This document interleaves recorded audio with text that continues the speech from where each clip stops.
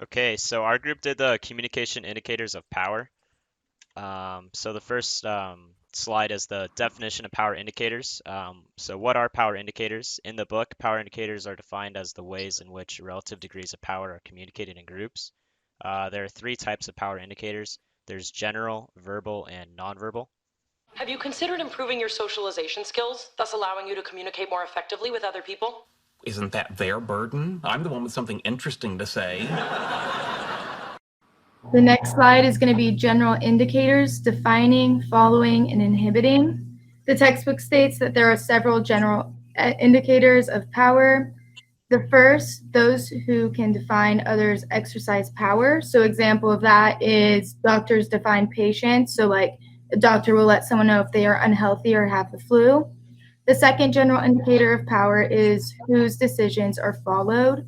So for example, president, because he's in a position of authority, and people will usually follow their boss. And then the last general indicator of power is communication inhibition. So an example of that are more vocal people in a group, and they'll be pushing ideas more. People say, I am the best boss. They go, God, we've never worked in a place like this before. You're hilarious. And you get the best out of us. I think that pretty much sums it up. I found it at Spencer Gifts.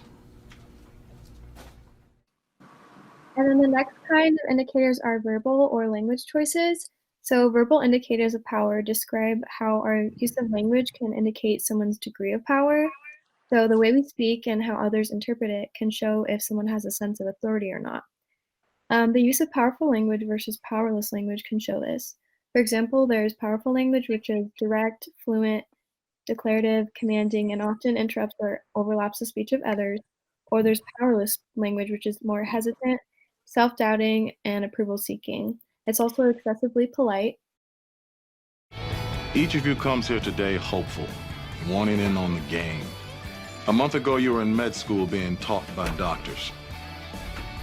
Today, you are the doctors. The 7 years you spend here as a surgical resident will be the best and worst of your life. You will be pushed to the breaking point. Look around you. Say hello to your competition. 8 of you will switch to an easier specialty. 5 of you will crack under the pressure. 2 of you will be asked to leave. This is your starting line. This is your arena. How well you play, that's up to you. Following that, some examples of a powerless language. One is hedges, which is an example of that would be saying, I'm not sure if this will work. A second is hesitations. An example of that would be, well, I guess, and just if someone is just hesitant towards responding. Tag questions, it's nice out, don't you think? Just trying to have some side conversation when responding. Disclaimers are feel free to disagree, however, or being objective somewhat in the conversation, and then being excessively polite. So saying like, I'm so sorry for bothering you, etc. The examples of the speech patterns show the use of powerless language in a conversation. People that use these in their speech often are not taken as seriously and have harder times getting their messages out because of the communication barrier. Noble indicators, silent excess of power, clothing people associate uniform with power and authority, power, and credibility are related to how do you look, touch.